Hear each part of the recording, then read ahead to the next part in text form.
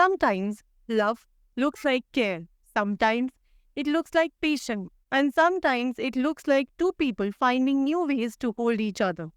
When life suddenly changes the rules, today on Mindful Living podcast, we explore what it means to build and sustain a thriving relationship when chronic illness becomes part of your shared story. Our guest is a seasoned psychotherapist who has spent over 2 decades helping couples navigate through love's toughest season. After being diagnosed with Ehlers-Danlos syndrome in 2009, she began to see relationships through a more intimate lens, one where empathy, adaptability, and mindfulness aren't just ideas, but survival tools. She's also the author of a powerful new book rooted in acceptance and commitment therapy, a framework that invites us to stop fighting our pain and start aligning with our values moment by mindful moment. Let's welcome Lisa Gray as we explore how love can still flourish even in presence of chronic illness. Welcome. Thank you for having me. No, no welcome. So, Lisa, tell me, when one partner is diagnosed with a chronic illness, the entire dynamic of us shifts. From your perspective and your own lived experience, what's the very first emotional recalibration couples must make to stay connected instead of drifting apart? Yeah, I think that it depends on, this is a hard book to write because it depends on what kind of chronic illness you have. So for example, in my book, I use the stages of grief as kind of just a framework for understanding the stages that you might go through. And, if you fall off a ladder and get a brain injury, you're going to both be feeling a lot of shock in terms of your entire life changing in one day. But if you have, say, Lyme disease, maybe you have been feeling poorly for 10 years or something, and then you finally get a diagnosis.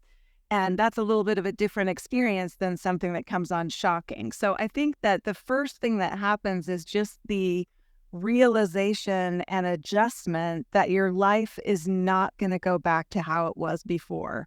And of course, both people deal with that sort of realization quite differently.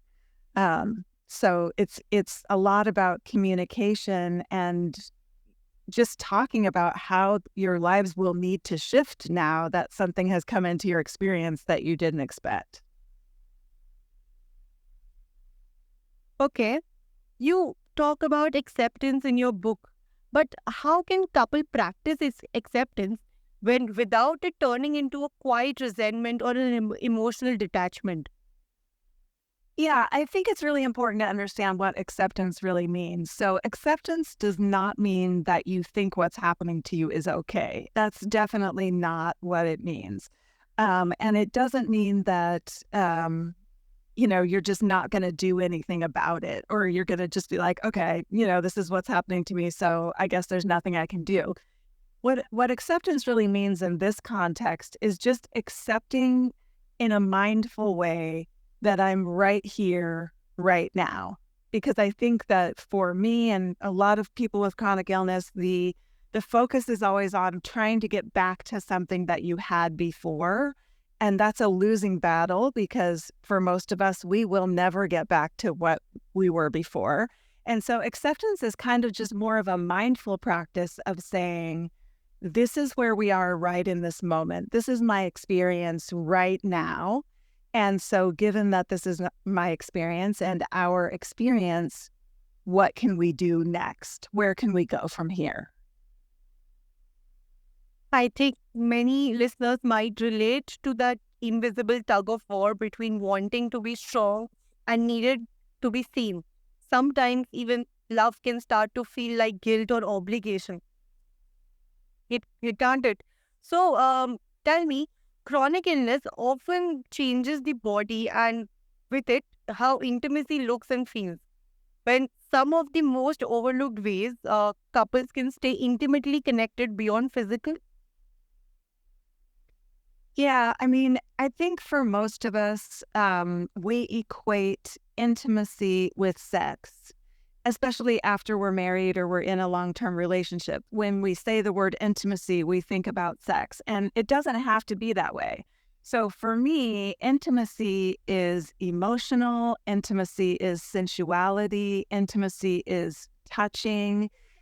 And so there's a lot of things that we have left behind a lot of times when we're in a long-term relationship, like just snuggling or just holding hands, kissing if that's available, sharing your heart, just truly being present with each other, making eye contact. There's so many ways to achieve closeness and intimacy if sex is unavailable to you.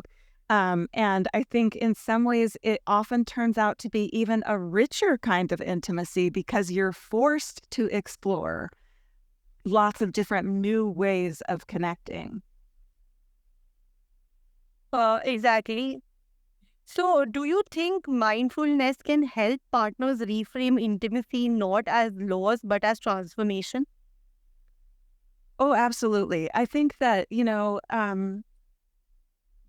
know this because this is a mindful podcast, but it's like so many of us are in the past or in the future, or let's check this box or let's get this done or whatever. And so when chronic illness comes into the picture and you come straight into the present moment, there's ways of being intimate that you can't access if you're not in the present moment. So it's like, I mean, my partner might touch me on the way by 10 times a day, but if I'm not in that moment, if I'm thinking about something else, I'm thinking about tomorrow or what I need to get done, I'm totally missing those moments.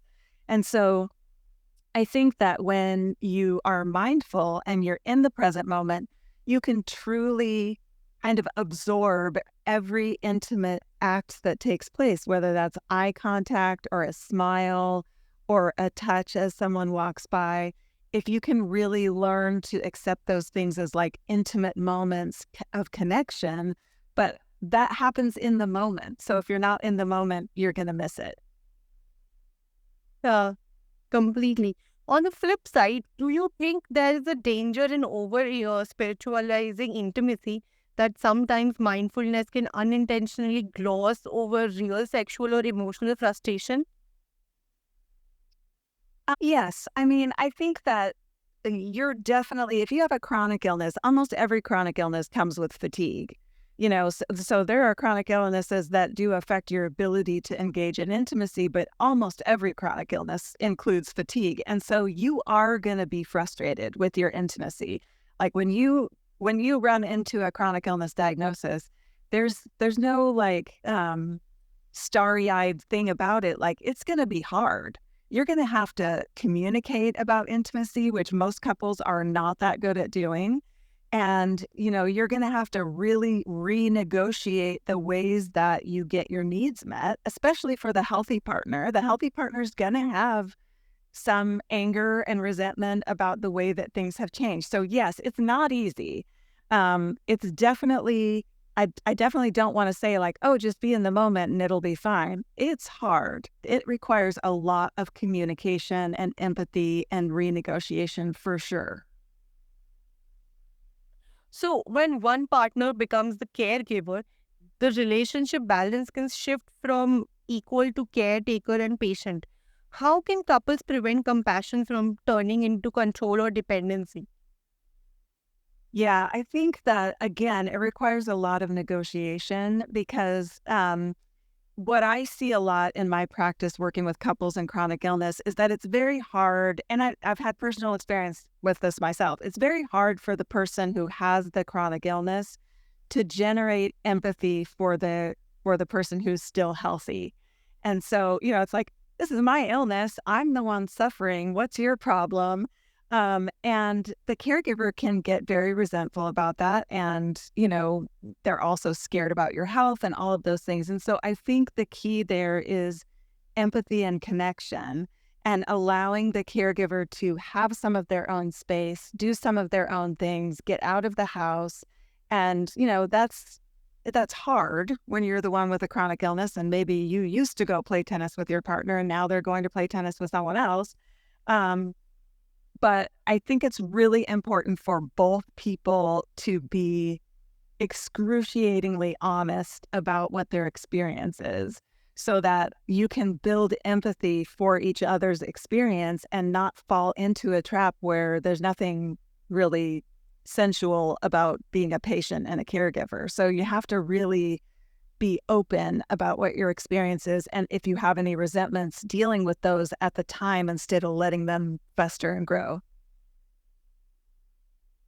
So, it is a how can acts of value-based approach help couples redefine equality when physical capability isn't evenly shared?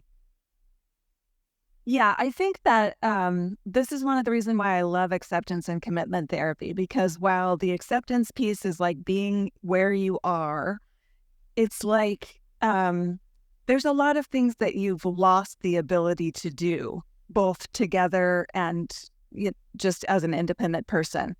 And so this is where values work can really come in handy, is like trying to figure out what meaning do you want your life to have? What are the values that really drive your behavior? And so, you might have done something about those values before that you can't do now, an activity, for example, or a goal. So you might have to adjust your activities and adjust your goals, both individually and as a couple, but you don't have to change your values. So in other words, like if your value is helping children in your community, maybe you can't run a summer camp anymore, but maybe you could make a YouTube video on days when you feel good. As a couple, if your value is to raise your kids, to be great members of society, maybe you used to be able to go on a bunch of trips with them to show them that the world is big and, people are different in different places and all that stuff. Maybe you can't do that now. But as a couple, you can figure out how can we still live that value even though we can't do the same things that we used to do. So some people believe that relationships inevitably become unequal when illness enters the picture. Do you think that's realistic or a limiting belief? I don't think it's unrealistic. I do think that this is where acceptance comes back into the picture. I mean, the thing is that especially if you're really debilitated by your chronic illness, it is going to be a little bit unequal. Your partner is going to have to pick up more of the slack, say, around the house or those kinds of things. So I think it's true. I don't think it has to be a limiting belief. I think it's about how can we work with this, like let's say cleaning the house becomes a problem. What are our options? Could we pay a neighbor kid to do that? Could we hire someone to do that? Could we have a friend come in and help us do that? So yes, it's going to be unequal, but again, it's about communication, renegotiation of how those things are going to get done, and being open about the things that are hard for you. So, the well partner, the healthy partner sometimes has trouble being open about how they feel because they're thinking, my partner has a chronic illness. I'm not going to sit here and complain about the laundry. But I think it's important that they be open about their frustrations, about the inequality of it, because how is that going to be solved if you're not open about it? Exactly. In your work, you talk about mindfulness not as a fix, but as a foundation. What does that look like in day-to-day life of a couple living with chronic illness? Yeah, I think mindfulness is definitely foundational because for most of us, when we get married, we start, there's schedules, there's kids, there's bills, there's jobs, there's all these things. And if our relationship is strong and we're both healthy, I feel like there's not that much time that we just stop, be in the moment, look into each other's eyes, and truly understand the other person's experience. But when a chronic illness comes into the picture, you can't do that anymore. You can't just pass each other in the hallways and both be doing your separate things. Like, you have to be in the moment with each other. You have to stop, empathize, communicate, and truly understand the other person's experience. So you can't do it without mindfulness. You can't just be off in your head or in your plans or whatever and not communicating with your partner. That won't work. You'll have to develop mindfulness as a couple if you're going to thrive, for sure. So, could you share one simple mindfulness exercise couples can start practicing tonight to reconnect when everything feels overwhelming? Yeah, one of the things that I like that's often accessible to couples is like one partner will sit and the other partner sits facing the same way and leans back on the partner's chest. So let's say the healthy partner sits in a chair like I'm doing now. The other partner facing the same way leans back against me. We put our arms around each other and just try to match our breathing. So let's breathe in for 5. Let's breathe out for 5. So we're feeling not only our own breath, but each other's breath. And we're syncing up with our partner's breathing. And, you can do this clothed. You can do it in bed. You can do it on the couch. You can do it however you want to do it. But the idea is there's touch, there's breathing together, and there's also being aware of your own breath. And I feel like most people, even with chronic illness and fatigue, can do that exercise because it doesn't require very much energy. It's just a matter of like breathing together and being in the moment together. Only listening feels so grounding and relaxing. I'm sure that when people might be practicing this exercise, would be more relieving to them. I think people forget mindfulness isn't about escaping pain. It is about learning to be with it together. Yet, many people find mindfulness frustrating and even triggering, especially when pain is constant. How do you approach those who feel that being present that amplifies their suffering? Yeah, I mean, I think that you're absolutely correct. Mindfulness can be difficult, especially with trauma or pain, because becoming aware of your experience can be very distressing. And so I think that there's a balance to be had between being in the moment and communicating with your partner and being with your own experience, and then practical steps that you can take that can help you to kind of balance out the mindfulness. So it's okay to be distracted or to let yourself kind of read a book or watch a show or disappear from your experience for a little while, as long as you don't get stuck there. So to me, it's a balance. You do have to be mindful of your own experience, as painful as that may be. And it's also okay to escape that and have fun sometimes, especially as a couple.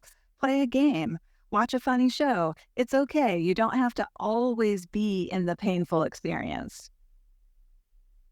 So, when chronic illness becomes a long-term companion, how do you think couples can dream, plan, hope, and build a shared future that feels meaningful? Yeah, I think what gets in the way, as I said earlier, is trying to plan the same future you used to have together. And that's not going to happen. So like before this happened to you, you probably had dreams. You had ideas of what was your life was going to look like when you retire or whatever. And it's not going to look like that now. So I think the first step is letting go of the old dreams and plans and saying, like, here's where we are, what's accessible to us now in terms of what we can dream about together. So maybe you were going to travel across the world when you retired. Maybe now you watch, you go to the library when they do armchair travelers, or you join a group where, you talk about places you have traveled. One of my friends filled her room with pictures of all the places that she had traveled before. And her husband like to just pick a photo and discuss it and remember all the good times and how much fun they had there. And so, dreaming is always accessible, even when you have a chronic illness. And, sometimes it's reviewing the fun things that you have done together. Sometimes it's just readjusting what's possible for your future. That's so human to still want joy and growth, even when the path isn't linear. It reminds us that love isn't about perfect health, it's about shared healing. So, but some would say that focusing too much on thriving puts unfair pressure on couples already in survival mode. How do you, how do we balance this optimism with emotional realism? Yeah, so we talked a lot about using the word thriving in the title because your point is well taken. Like we don't want to get lost in like toxic positivity. Like, oh, you can thrive even though you have this chronic illness. Many people with chronic illness have quite a reaction to the word thriving, actually, like, how in the world am I supposed to thrive with this condition? So it's not about toxic positivity. It's maybe about redefining what thriving is, you know? So like thriving doesn't mean everything's happy all the time. Like even a thriving plant has seasons, you know, it loses its leaves, it gets its leaves back. That's still a thriving plant. So it's like, I think thriving just means that you're getting through it together with love, with communication, with empathy. That doesn't mean your experience doesn't stink sometimes. It does, you know? So I think that it's just a proper understanding of what thriving really means. What today's conversation really reminded me of is that thriving isn't about eliminating pain.